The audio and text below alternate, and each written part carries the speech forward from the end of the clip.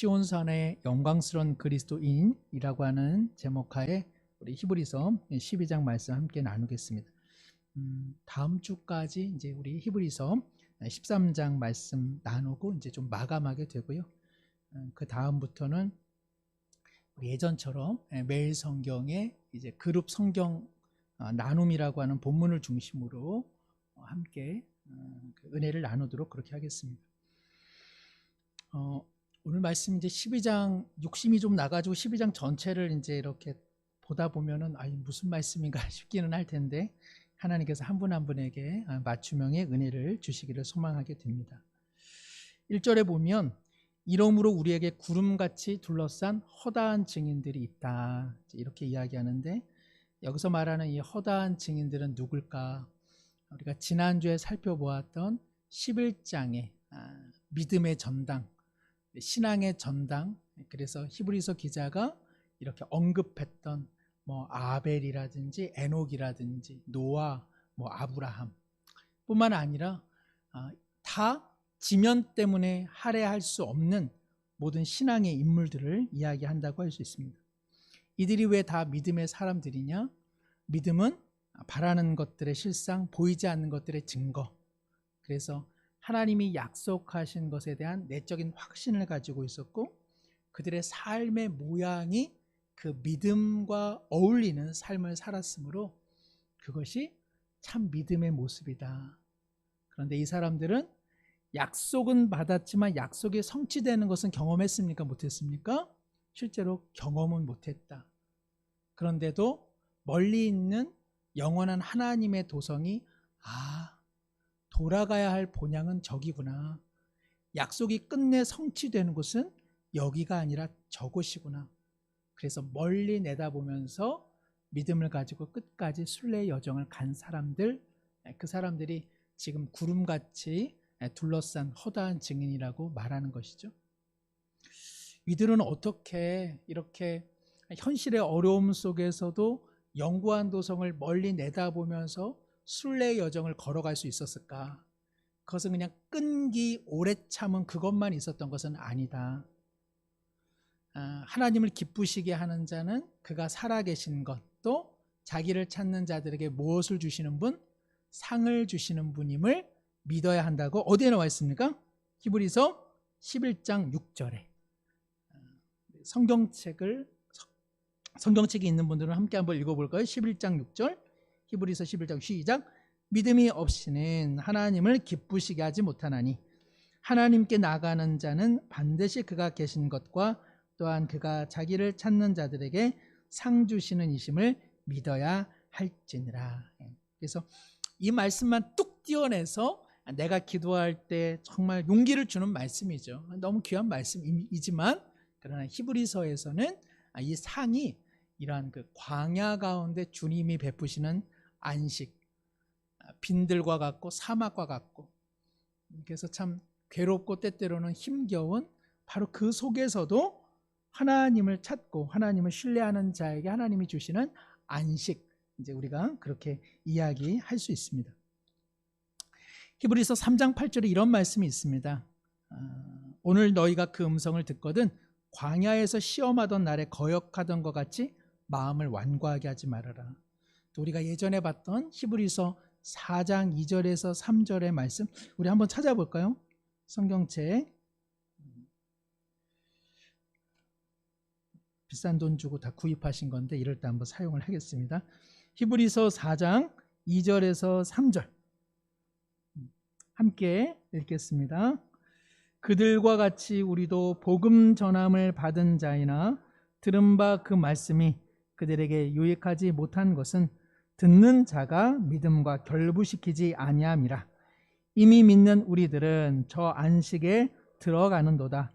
그가 말씀하신 바와 같이 내가 노하여 맹세한 바와 같이 그들이 내 안식에 들어오지 못하리라 하셨다 하였으나 세상을 창조할 때부터 그 일이 이루어졌느니라. 아멘. 광야에도 하나님의 말씀이 있었는데 그 말씀 들음을 뭐와 결부시킨 사람? 믿음과 결부시킨 사람은 광야 순례 여정 속에서도 안식을 누렸으나, 그러나 광야에서 하나님의 말씀을 듣고 믿음과 결부시키지 못한 사람은 광야에서 안식을 누리지 못했고 결과적으로 가나안도 들어가지 못했다. 그래서 중요한 것은 바로 하나님의 말씀을 듣고 그 말씀을 믿음과 결부시키는 사람은 영원한 도성을 향해 약속이 현실에서 성취되지 않아도 믿음의 순례 여정을 갈 수 있는 힘이 바로 하나님의 안식으로부터 주어진다. 그 이야기를 히브리서 기자가 하고 있는 것이죠. 우리가 생각하기엔 그렇습니다. 하나님께서 정말 모든 사람들이 다 하나님을 믿고 그리고 온 세상이 하나님의 나라로 편만하게 하기 위해서는 어떻게 하시면 되겠습니까? 하나님께서 약속하시고 다음날 바로바로 응답해 주면 얼마나 복음이 더 확장되어지고 뭐 여기저기 다 교회로 물들어지지 않겠습니까? 혹은 인생 광야길에 안식을 주실 것이 아니라 아예 광야길을 매일매일 목초지로 바꿔주고 광야길에 매일매일 정말 과실이 풍성한 그러한 땅으로 변화시켜 주시면 좋을 것 같은데 하나님은 그렇게 하시지 않는다는 것이 히브리서의 계속적인 내용입니다. 우리가 생각하면 아이고 그렇게 되면 하나님께서 장사를 잘 하시는 걸까? 이런 생각을 하게 되죠. 하나님께서 이렇게 약속하셨는데 빨랑빨랑 약속 안 해주시고 이제 믿었는데 여전히 광야고 이러면 하나님 믿는다고 하는 사람들 다 떠납니다라고 하는데 히브리서 기자가 뭔 얘기를 하고 있는 겁니까? 아니다. 구름처럼 하늘에 빽빽하게 들어차 있는 구름처럼 하나님의 도성에는 누가 많다는 것입니까? 하나님을 신실하게 믿은 사람들이 많다는 것입니다. 하나님은 그런 방법으로 우리의 믿음의 길들을 이루어 가신다는 뜻입니다. 우리는 쉬운 방법으로. 그 방법은 어떤 방법이죠? 사실은 사단이 예수님 공생애를 시작할 때에 내게 절하고 그리고 내 뜻에 너가 순복하면 내가 세상도 다 주고 권세도 다 준다. 그것이 바로 사단의 방법이죠. 쉬운 방법으로 이렇게 하나님의 뜻을 이뤄내는 것. 그런데 하나님께서는 그렇게 하지 않는다. 그렇게 하지 않는데도 누가 많다는 것입니까? 구름처럼 허다한 증인이 많다고 지금 히브리서 기자는 이야기하고 있는 것입니다. 우리 신앙의 허점, 이 히브리서에서 계속 강조하고 있는 우리 신앙생활의 허점은 저도 아마 우리 성도님들 다 비슷하지 않으신가요? 저도 결국은 그 문제에 직면했습니다.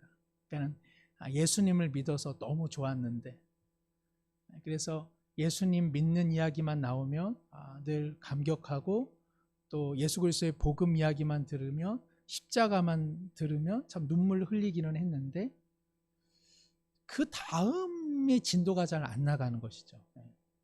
그러니까는 늘 십자가, 늘 예수님의 죽음, 그래서 그 사형리 영화, 그래서 예수님만 못 받고 채찍질 당하고 막 그런 거를 볼 때는 좀 가슴에 뜨거워짐이 있는데 시간이 가면 갈수록 냉랭해지고 내가 하나님을 믿는 사람인가? 내가 그 뜨거웠던 그때의 눈물과 그 나의 간절함은 어디로 갔는가? 이렇게 이제 우리가 다 그런 신앙의 어떤 그런 굴곡을 다 경험하게 되는 것이죠. 맹숭맹숭한 거죠. 그래서 누구를 통해서 우리가 도전받습니까? 간증을 그래서 우리가 열심히 이렇게 듣는 이유가 그거죠. 왜 한국 교회가 이렇게 간증이 많을까요? 그 사람의 간증을 통해서 내가 조금 뜨거워졌으면 하는 거죠. 그 사람의 펄펄 끓는 걸 보면서 내 자신의 잃어버렸던 그 펄펄 끓는 감정을 조금 경험하게 되는 것이죠. 그러나 오래 가지는 못합니다.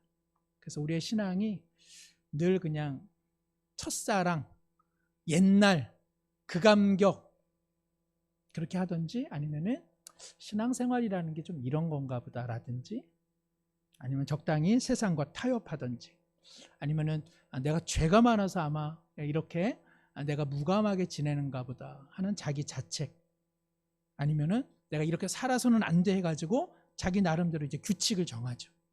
그런데 며칠 못 가죠. 그래서 규칙은 세워두고 또 규칙은 안 지키는 자기 자신을 바라보면서 또 정죄하고 나는 안 되나 보다. 그래서 신앙생활이 예수님 믿고 멋지게 시작했는데 뭔가 맹숭맹숭하기도 하고 뒤죽박죽이기도 하고, 사실 이럴 때 우리에게 가장 신앙을 잘 붙잡아 주는 것은 뭐죠? 예배죠. 줄 성수가 그래서 중요합니다. 흐트러지고 그리고 자리를 못 잡는 우리의 신앙, 그래도 주일날 예배 시간에 오면 다시 이제 차렷 자세를 갖춰보는 것이죠. 태권도 품새하는 것처럼. 유대인들이 안식일을 지켰으나 안식일이 유대인을 지켰다는 말처럼 우리 그리스도인들도 사실은 주일을 우리가 지키지만 주일 예배가 우리의 정체성을 지켜줍니다. 그래서 언제나 중요합니다. 주일 예배를 온전히 드리는 것. 오늘 말씀 12장 1절에 보면 우리 함께 한번 읽어볼까요? 12장 1절. 이러므로 우리에게 구름같이 둘러싼 허다한 증인들이 있으니 모든 무거운 것과 얽매이기 쉬운 죄를 벗어버리고 인내로써 우리 앞에 당한 경주를 하며. 다시 이렇게 출발선을 거주는 것, 그것이 주일 예배죠. 그래서 한 주간 짊어졌던 모든 무거운 짐들, 나를 얽어맸던 그런 죄들을 십자가 앞에 내려놓고 주님, 저 다시 시작할게요. 그런 측면에서 참 우리의 예배가 우리를 다시 한번 살려줍니다. 하나님과의 수직적 관계로서의 예배, 그리고 오늘 말씀 14절에 보면 수평적 관계가 또한 우리를 살려주죠. 우리 14절 한번 함께 읽습니다. 모든 사람과 더불어 화평함과 거룩함을 따르라. 이것 없이는 아무도 주를 보지 못하리라. 모든 사람과 더불어 사귀는 것, 그리고 사실은 히브리서 10장 24절 25절 우리가 잘 아는 것처럼 그 끝날이 올수록 모이기를 패하는 어떤 자들의 습관과 할지 말고 더욱 뭐에 힘써라? 모이기에 힘써라. 그래서 우리의 신앙을 확실히 붙잡아주는 두 가지 하나님의 선물은 뭡니까? 수직적 관계로서의 예배, 그리고 수평적 관계로서의 교제. 이것이 언제나 우리에게 중요하죠. 제가 한번 말씀드렸는데 성도의 교제는 어떤 의미를 가지고 있습니까? 그리스도 안에 있는 내가, 그리스도 안에 있는 당신을 그리스도 안에서 함께 만나는 것, 이것이 우리 성도의 교제라고 한번 말씀드린 적이 있습니다. 그리스도 안에 살아가는 내가 그리스도 안에서 살아가는 당신을 함께 만남으로써 그리스도 안에 있는 것. 그런데 오늘 히브리서 기자는 우리가 통상적으로 우리의 신앙을 좀 견고하게 붙잡아주는 것, 이렇게 예배 그리고 수평적 관계로서의 어떤 교제, 이것만 이야기하지 않고 두 가지를 이야기합니다. 하나는 뭐냐면 죄와 싸워야 된다는 것이고요. 두 번째는 죄와 싸우지만 낙심은 하지 말아라. 시온산에 너를 향한 영광이 기다려 있다. 이제 그 두 가지를 이야기해 주고 있습니다. 왜냐하면 어떠세요? 우리가 주일 예배 딱 드리고 결국 우리 일상으로 돌아가죠. 우리가 아무리 믿음의 형제 자매를 만나도 또 우리는 고독한 자신만의 일상으로 돌아가야 하는 것입니다. 일상으로 돌아간다는 건 뭐죠? 비유적으로 말하면 치워야 될 설거지가 여전히 있고 쌓아둔 세탁물이 여전히 있다는 것이고, 또 내일은 무슨 반찬을 해 먹어야 할까라는 실존의 문제가 있는 것이죠. 고장난 전구를 갈아야 되고, 전화해야 되는데 미처 전화하지 못한 사람에게 전화를 해야 되고, 그러니까 예배도 드리고 믿음의 사람들과 교제도 나누었지만 우리의 신앙의 현장으로 돌아가면 여전히 우리가 감당해야 될 인생의 몫이 많다는 것입니다. 더군다나 신실한 그리스도인으로 살려고 하면 산다는 게 보통 일은 아닙니다. 기독교인으로서 갖지 말아야 될 직업이라는 것이 있죠. 하지 말아야 될 금전적 거래라는 게 있습니다. 취해서는 안 될 경제적 이익, 그런 것을 넘겨보면 안 되고요. 부러워해서는 안 되는 어떤 삶의 모습들이 있습니다. 내게 승진의 기회가 왔지만 이런 식으로는 그리스도인의 양심상 나는 그런 승진은 원하지 않아 해서 멀리 해야 될 때가 있고, 입에 담지 못할 말, 또 그리스도인으로서는 함께하기 어려운 사람들을 또 피해야 되는 삶의 내용들이 있습니다. 누구나 다 행사하는 권리지만 믿는 자로서는 함부로 행사할 수 없는 권리라고 하는 것이 있고요. 또 남들 다 하는 것이지만 기독교인이기 때문에 하지 않는 것도 있습니다. 그러면서 시간을 내어서 교회 봉사도 해야 되죠. 그리고 누군가를 섬기지만 고맙다는 말도 잘 못 듣는데도 그 일을 계속 해야 되는 것. 믿지 않는 가족이나 이웃들 속에, 친구들 속에서 그래도 믿는 사람이라고 본을 보여야 되는 모습도 우리 가운데 있습니다. 이렇게 살아도 우리 자신에게 늘 불만족스럽고 끊어내지 못하는 죄가 있는가 하면 늘 내가 고쳤으면 하는 자신의 모난 기질도 우리 가운데 여전히 있습니다.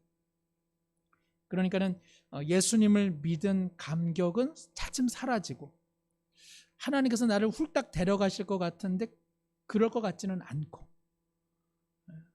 그래서 천국 가기까지 이 공백 기간 약간 허전하기도 하고 밍숭밍숭하기도 하고 별반 나아지지도 않고, 그렇다고 해서 세상 사람들보다 더 뭐 잘 사는 것 같지도 않고, 어려운 일이 있으면 내 안에 큰 요동이 있고, 그리고 여전히 내가 살아가야 될 삶의 목들은 똑같고,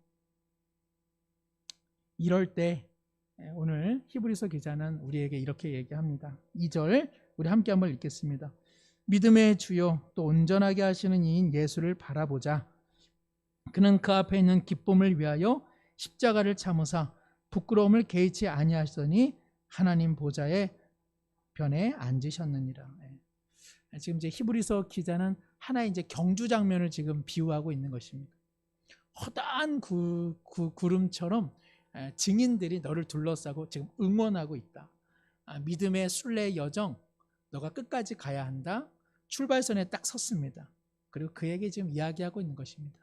너가 가는 그 길은 예수님이 앞서간 길이다. 저기 보아라. 우리의 믿음의 주가 되시고 우리의 믿음을 온전케 하시는 예수님의 등이 보이지 않냐? 그 예수님은 부끄러움을 개의치 않으시고 그 기쁨을 위하여 끝까지 완주하셨사니 너의 이 가는 길이 무의미한 길이 아니라 의미가 있는 길이다. 그 의미는 누구를 바라볼 때? 예수님을 바라볼 때 그러하다라는 얘기죠. 예수님의 부끄러움은 무엇일까요? 그것은 십자가는 원래 흉악범들이 짊어지는 그런 죄죠. 그리고 그 형벌이었죠. 그리고 예수님께서 그 십자가를 당할 때에 사실은 누가 하나 사실은 이 그 두건 같은 것을 사실은 씌워주면 사람들이 예수님을 바라보는 그 모멸, 그 차디찬, 그 냉랭한 시선들을 예수님께서 보실 수 없을 뻔했는데 누구 하나 예수님의 눈을 가려준 자가 없습니다. 그러니까 예수님은 벌거벗은 상태로 사람들이 자신을 향한 모멸, 그리고 그 냉소, 비웃음, 조롱, 이것을 예수님은 계속 받아내야만 했던 것이죠. 그런데 예수님께서 참아냈을 수 있었던 기쁨이 있었습니다. 그 기쁨은 무엇이냐? 그것은 우리를 데려가는 것입니다. 빨리 와. 내가 너희들 다 데리고 이 결승선 통과할 거야. 그래서 예수님께서는 십자가의 수모를 다 감당하셨다는 것입니다. 예수님께서는 우리가 걸어가고 있는 이 길을 히브리서에서는 몸으로 경험하셨다고 이야기하고 있습니다. 아들이라 하실지라도 고난을 받으시고 그 고난을 멀리 내치지 않고 순종하심으로 자기의 육신에 우리가 경험하지 못한 고난까지 다 감당하셨다는 것이죠. 그런데 놀랍게도 이 예수님께서 우리를 향해서 내가 견뎠으니까 별거 아니야 이렇게 말씀 안 하시고 되게 불쌍히 여기시고 정말 힘들다, 정말 힘들더라. 이 땅에서 지상에서 믿음 갖고 하나님 뜻대로 살아내는 일 결코 쉬운 일 아니다. 그래서 우리 예수님께서 하늘의 지성소에서 사랑하는 하나님 아버지에게 우리의 사정을 끊임없이 어떻게 해주십니까? 기도해 주시는 거잖아요. 얼마나 힘들겠어요, 아버지. 보통 일이 아니더라고요. 너무 힘듭니다. 불쌍히 여겨주시고 긍휼히 여겨주시기를 원합니다라고 우리 예수님께서 끊임없이 이야기해 주신다는 거죠. 이것을 지금 히브리서 기자가 꼭 의식하라는 것입니다. 우리의 예배 또 믿는 사람들과의 신앙의 교제 너무나 중요한 것이지만 일상으로 돌아가면 홀로 외로이 싸워야 되는 삶의 신앙적 문제들이 있을 때 이 길이 예수님이 걸어가신 길이요, 예수님이 잘 아시는 길이요, 예수님께서 결승선에서 통과할 수 있어 라고 우리를 기다려주시는 길이요, 하늘 아버지에게 하나님 보통 일이 아닙니다, 은혜를 달라고 말함으로써 우리에게 성령을 부어주시는 그 길임을 꼭 기억하라고 오늘 성경은 말씀하고 있습니다. 물론 우리 입장에서는 어떨까요? 11절에 보면 무릇 징계가 당시에는 즐거워 보이지 않고 슬퍼 보이나 후에 그로 말미암아 연단받은 자들은 의와 평강의 열매를 맺느니라. 여기서 징계라고 하는 것은 때때로 우리가 실패하죠. 우리가 하나님의 뜻대로 살아보려고는 하지만 때때로는 잘못된 길로 가기도 하기에 하나님께서는 우리를 바른 길로 인도하시고자 때로는 징계합니다. 그것이 때로는 하나님 왜 제게 이렇습니까? 라는 원망으로 나오기도 하고 또 하나님에 대한 불만으로 나오기도 하지만 오늘 히브리서 기자는 즐거운 일은 아니고 슬퍼 보이지만 그러한 시간들을 통해서 너의 인생이 의와 평강, 너의 인생의 의로움과 옳음과 그리고 어떠한 상황 속에서도 요동하지 않는 평강을 너가 경험하게 된다고 이야기하고 있습니다. 왜 히브리서 기자가 지금 이런 이야기를 계속 하고 있느냐? 그것은 자신감이 있어서 그런데요. 그것은 바로 18절 그리고 18절 이하의 이야기 때문에 그렇습니다. 제가 한번 18절 너희는 만질 수 있고 불이 붙는 산과 침침함, 흑암, 폭풍, 나팔 소리와 말하는 소리가 있는 곳에 이른 것이 아니라 그 소리를 듣는 자들은 더 말씀하지 아니하시기를 구하였으니. 지금 히브리서 기자가 지금 신의 산에 대한 이야기를 하고 있습니다. 아주 오래전에 하나님께서 모세를 통해 율법을 이스라엘 백성에게 주실 때에 이 신의 산에서 그 율법을 주셨습니다. 그런데 그 신의 산은 하나님의 거룩한 산이어서 정말 모세도 하나님 앞에 가기가 어려웠고 그리고 모든 사람들도 가는 거는 고사하고 하나님의 그 목소리를 듣는 것만으로도 마음이 벌렁벌렁 너무 무섭고 두려웠었습니다. 지금 히브리서 기자는 우리가 가야 하는 영원한 도성은 시온산처럼 그렇게 신의 산처럼 무섭고 두려운 곳이 아니라는 이야기를 하려고 하는 것입니다. 그러면 우리는 어떠한 산을 올라가느냐? 22절에 우리가 한번 22절, 23절 한번 읽겠습니다. 그러나 너희가 이른 곳은 시온산과 살아계신 하나님의 도성인 하늘의 예루살렘과 천만 천사와 하늘에 기록된 장자들의 모임과 교회와 만민의 심판자이신 하나님과 및 온전하게 된 의인의 영들과 24절 새 언약의 중보자이신 예수와 및 아벨의 피보다 더 나은 것을 말하는 뿌린 피니라. 아멘. 신의 산에서 하나님의 율법이 주어지기는 하지만 이렇게 불경건한 인생들이 그 산에는 오르지 못하는 하나님의 거룩과 그리고 우리 자신의 불경건함으로 인해서 두려움의 의미를 나타내는 신의 산이 있다.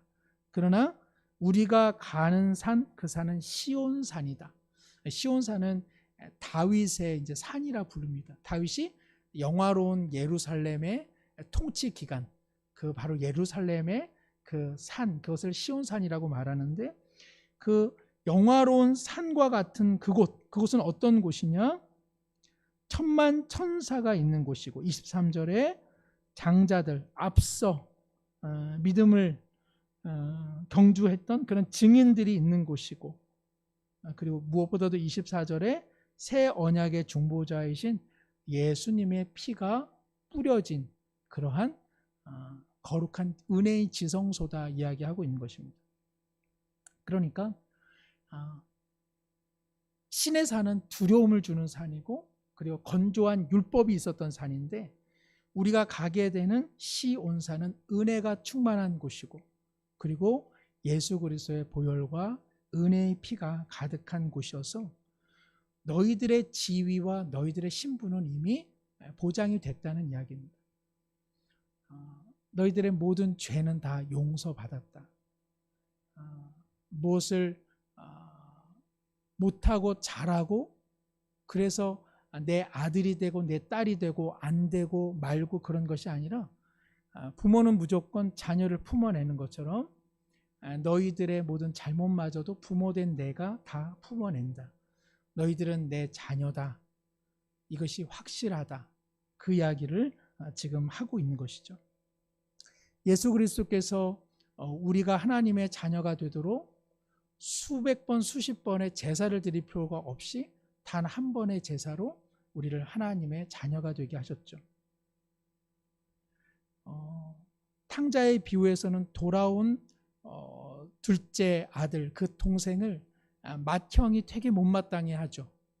그런데 우리가 하나님의 은혜의 도성에 도착할 때, 그리고 이미 우리의 맏형이신 예수님께서는 너무 좋아하시는 거죠. 그리고 그 예수님께서 지금 우리를 위해서 끊임없이 중보하고 계시고, 그러니까 우리의 지상에서의 삶은 단조롭고 내가 이거 잘 믿나?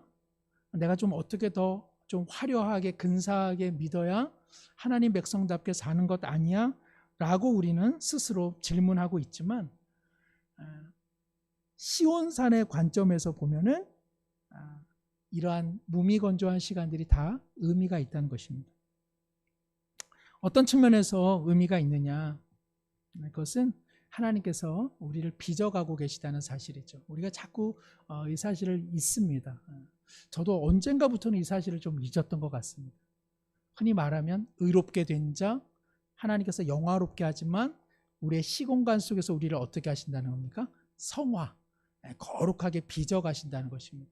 그런데 우리가 신앙생활을 하면서 하나님이 나를 거룩하게 빚어가고 계시다는 사실을 잊을 때가 참 덜어 있습니다. 내가 죄를 지으면 내가 하나님의 자녀가 아니야. 내가 죄를 안 저질러야만 나는 은혜 받은 사람이고 나는 구원받은 사람이야. 이런 두려움 속에 지금 살라고 말씀하시는 것이 아니라 너의 지위와 너의 신분은 시온산의 영광스러운 자녀로 이미 고정되어 있으니 이 사실을 꼭 기억하면서 오늘 우리의 삶을 어떻게 살라는 것입니까? 시온산의 영광스러운 자녀답게 말하고 그리고 생각하고 그리고 그렇게 행동하고 그렇게 교제하고 살라는 이야기입니다. 그래서 이렇게 중차대한 이야기를 하면서 14절에 우리가 함께 읽었지만 모든 사람과 더불어 화평함과 거룩함을 따르라. 이것 없이는 아무도 주를 보지 못하리라. 신앙생활이라고 하는 것이 거창한 것이 아니라 사람과 사람과의 관계성 속에서 화평을 추구하고 그리고 거룩을 추구하는 것, 그것이 너무 중요하다고 지금 성경은 이야기하고 있는 것입니다. 몇 년 전인가요? 저도 이전 교회에 있을 때 참 그 카톡 내용을 많이 받았습니다. 어느 여자 전도사님, 우리 고근옥 전도사님도 혹시 그런 연락을 받았는지 모르겠는데, 어디에 부근에 북한이 땅굴을 만들어 가지고 이제 우리나라가 이제 그 북한 괴뢰군들에게 이제 공격을 받게 되고 하나님의 심판이 임하는 것이다. 그래가지고 많은 사람들이 좀 떠났습니다. 그죠? 우리 교회는 이제 그 소식을 못 접하신 것 같은데, 제가 예전에 있었던 교회에서는 카톡으로 그런 것들이 많이 이렇게 돌아다녔습니다. 그래서 그 여자 전도사님을 따라가지고요, 이렇게 해외로 나가신 분들이 더러 계세요. 지금도요, 이스라엘의 그 집단 회심을 위해서 이렇게 또 열심히 애쓰시는 분도 계십니다.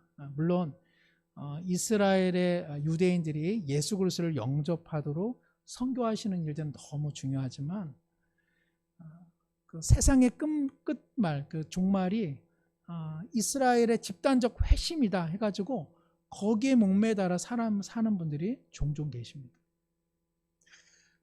또 뭐 어떤 분들은 뭐 중차대한 기도를 많이 하시죠. 이렇게 뭐 어떤 분들은 큰 교회에 이렇게 있으면 큰 교회에 어떤 분들이 많이 찾아오냐? 이 교회의 목사님을 위하여 하나님께서 꿈에 나타나서 기도하고 그리고 도와주라고 저를 부르셨습니다. 그래서 오늘 좀 그 담임 목사님을 좀 만나야 되겠습니다. 사실은 제가 이전에 섬겼던 교회에서 수차례 그런 분들이 찾아오셨습니다.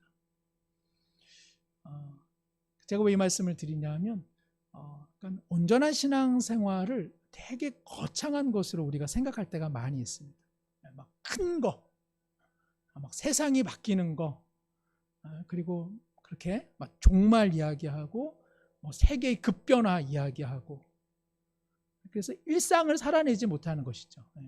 일상은 늘 그냥 밍밍하고 일상에서 내가 하나님의 자녀인데 내가 살아가는 모습이 뭐 이래 하면서 그 일상은 이렇게 가볍게 여기는 형태들이 나타난다는 것입니다. 신앙은 어디서 나타나겠습니까? 신앙은 식당에서 나타나는 것 같습니다. 식당에서. 저도 믿는 분들하고 같이 이렇게 식당에 갔을 때에 깜짝깜짝 놀랄 때가 있습니다. 우리 교회 이야기하는 거 아닙니다. 좀 이렇게 참 다른 분들에게 민폐가 되겠다. 저렇게 큰 소리를 낼까? 어떨 때는 그런 이야기도 좀 있으시죠? 그 지하철 같은 데서 누가 막 이야기하면은 어떤 할아버지가 뭐라고 합니까? 여기가 교회인 줄 알아? 이렇게 시끄러워 뭐 이렇게 이야기도 하고. 그건 뭐 교회에 대한 좀 오해이기는 하겠습니다만은 따스한 눈빛, 친절한 말, 그리고 고맙다는 인사, 그리고 격려하는 것, 이런 것 작은 것 하나하나가 다 신앙의 여정이라는 것입니다. 뭔가 이렇게 뜨거운 열정을 갖고 있는 분들 속에 들어가면 거기에 참 거친 말들이 많고, 그리고 매사를 시비로 판단하는 분들이 참 많습니다. 그리고 내 뜻을 관철시키려는 분도 참 많이 있습니다. 참 신기합니다. 왜 열정이 그렇게 많은 분들은 조금 거친지, 그리고 왜 그렇게 하나님 나라에 대해서 이렇게 운운하는 분들은 뭐가 그렇게 좀 사나운지 조금 물음표가 될 때가 많이 있습니다. 오늘 히브리서 기자는 말합니다. 시온산의 영광스러운 자녀로 살아가는 삶은 거창한 것이 아니라 모든 사람과 더불어 화평함과 거룩함. 여기서 거룩이라고 하는 것도 뭐 이렇게 뭐 성경 읽고 찬송하고 기도만 하라 그런 것이 아니죠. 일반의 사람들과는 다른 더 깊은 사랑, 더 깊은 정성, 더 깊은 상냥함, 더 깊은 친절. 그래서 함께 모이는 것이 너무 좋고, 그래서 모이고 나면 또 만나고 싶고, 그래서 세상에서는 경험하지 못한 기쁨을 누리는 것, 그러한 작은 손짓, 그러한 작은 몸짓, 그러한 작은 눈짓, 그러한 작은 마음 하나하나가 하나님께서 우리를 시온산의 자녀답게 빚어가는 과정이라고 오늘 성경은 말씀하고 있습니다. 14절에 이것 없이는 아무도 주를 보지 못한다. 정말 시온산, 신의 산, 구약과 그리고 신약의 대단한 이미지를 사용하지만, 그러나 지금 히브리서 기자는 너희들의 일상 가운데 시온산의 자녀답게 살아가는 것이, 그것이 바로 신앙이라고 이야기하고 있는 것이죠. 서로 만나고 서로 이야기를 나누고 서로 식사하고 서로 배려해주고 서로에게 따스한 말을 해주는 것, 이거 어려운 일입니다. 대단히 저는 사실은 되게 어려운 일입니다. 어려워서 여기에 나와 있는 것입니다. 이것은 그냥 되는 일은 아니고 마음에서 상당한 전쟁과 자기 내려놓음이 있어야 이러한 삶의 모습들이 사실은 나옵니다. 이런 것을 자꾸 모르면 자꾸 뭐 날짜 계산하는 것, 자꾸 종말에 대한 희한한 이야기들, 자꾸 세상의 어떤 그 무슨 거대한 담론의 이야기들, 자꾸 신앙생활을 이런데 우리가 사용하는 경우가 많다는 것이죠. 말씀을 맺습니다. 예수 그리스도의 피로 말미암아 우리는 다 하나님의 자녀가 이미 되었습니다. 그리고 우리는 다 시온산에 올라가기로 다 예정이 되어 있는 사람입니다. 지금 우리가 시온산을 향해 걸어가고는 있습니다. 산을 올라가시면 어때요? 깊은 산, 울창한 산일수록 바깥이 보이지가 않습니다. 때로는 어둡고 밖의 광경이 안 보여서 내가 잘 가고 있는가 물음표를 하게 됩니다. 그러나 잘 가고 있는 것이라고 성경은 이야기하고 있는 것입니다. 그렇게 시온산의 깊은 울창한 숲속을 갈 때에 우리가 해야 될 일들은 무엇일까? 거창한 것이 아니라는 것이죠.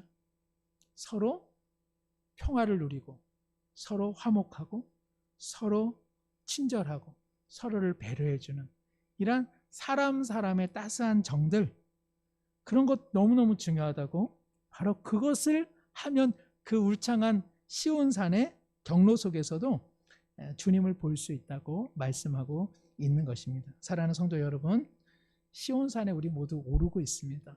결국 우리 모두 다 도착하게 될 것입니다.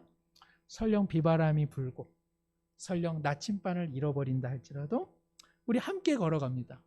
함께 걸어가는 이들과 함께 손을 마주잡고 화평과 친절과 배려와 양보와 따스한 말과 격려와 사랑의 상냥한 마음, 이런 것들로 걸어가면서 우리는 누구를 봅니까? 믿음의 주요 우리를 온전케 하시기 위해 우리를 이끌어 가시는 주님을 봄을 통해 우리 모두 영광스러운 시온산의 자녀로 끝내는 다 변화되게 될 줄 믿습니다. 이 시간에 한번 기도하실 때, 하나님, 시온산의 영광스러운 자녀인데 내 모습은, 신앙의 현실은 그러지 못한 것 같습니다. 그러나 믿음의 주요 온전하게 하시는 주님을 바라보며 믿음의 경주 끝까지 감당하게 하여 주옵시고, 만나는 모든 사람들 속에서 참으로 그리스도인답게 말하고 행동하고 사랑하고 그렇게 살아감으로 주님 가신 그 길 우리 모두도 끝까지 잘 당도하게 하여 주옵소서. 함께 한번 기도하겠습니다.